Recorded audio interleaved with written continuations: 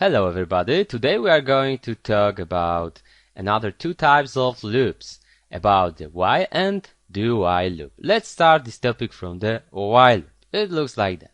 While, parentheses, in parentheses there is a place for the condition, and after it of course we can set the instruction to repeat. So for example, cout la la la.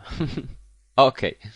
And let's create a condition here. So for example, when I is lower than 10, but of course we have to create the integer number before that loop. So for example, I will assign number 0 here.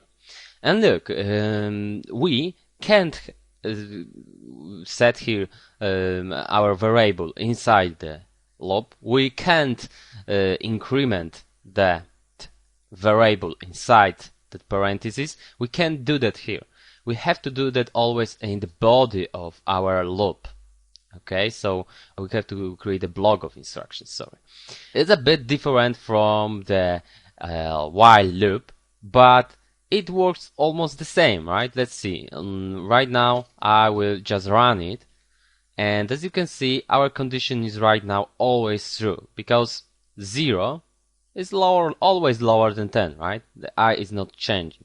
If I change the I, for example, I will do something like that, then this thing will be run 10 times, right? So, well, let's maybe send to the output I and do something like that, right? Let's see. As you can see, we have 10 numbers here.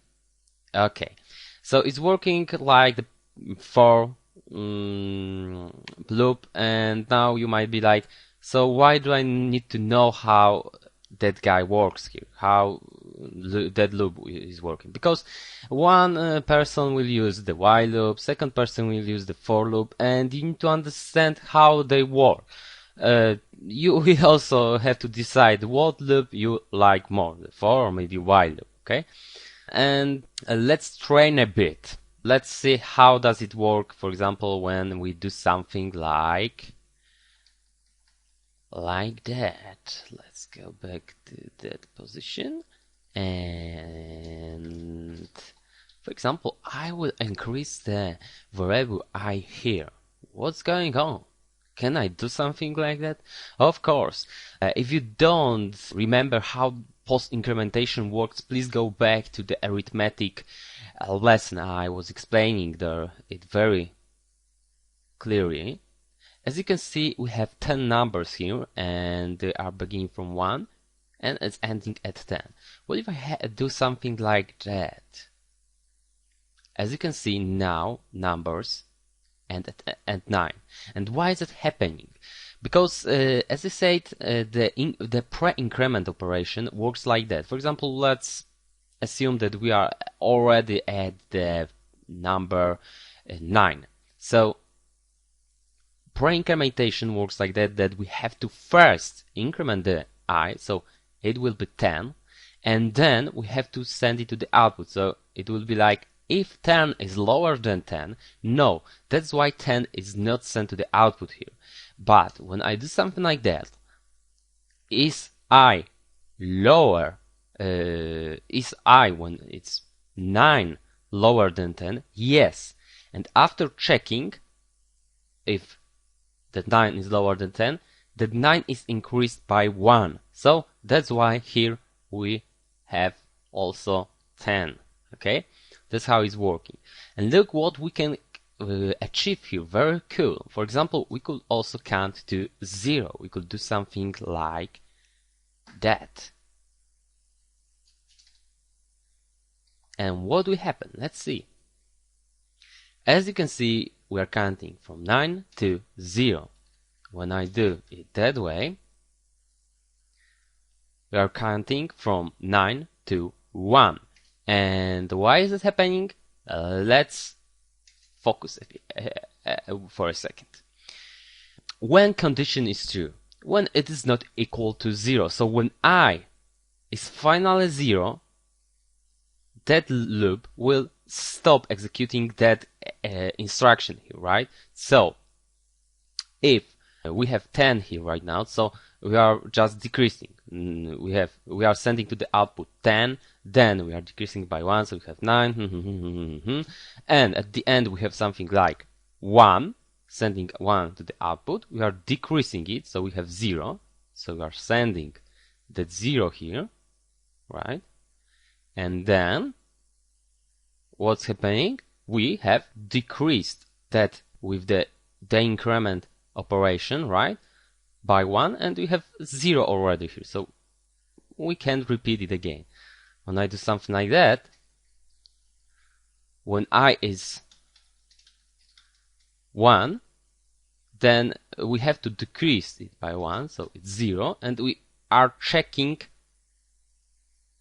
if condition is true. So 0 is false, so the condition is false, and we won't send 0 to the output. That's how it works. Let's train maybe a bit on assigning values to the arrays. So for example, let's do something like that, and now if I is lower than 10, and I create an array that size is 10, I could do also something like that, constant size of array, and of course I have to add that it's integer, and I will assign here value, for example 10, so it will be easier if we change anything, right? We can now change only here that value, and it will be changing every place in our program. And now let's assign values. So array of I equals, for example, let's just assign to every value of every element of array 10, for example. We can of course do it that way, but we want to do it the harder way right now. But we can of course, for example, multiply it by I in addition. And now let's see what will happen.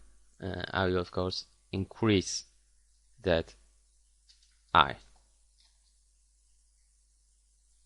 And let's send to the output what we have to do it that way. Okay.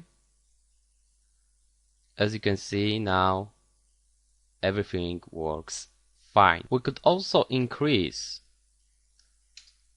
the value here. Let's see if it's working the same. As you can see, the output is the same.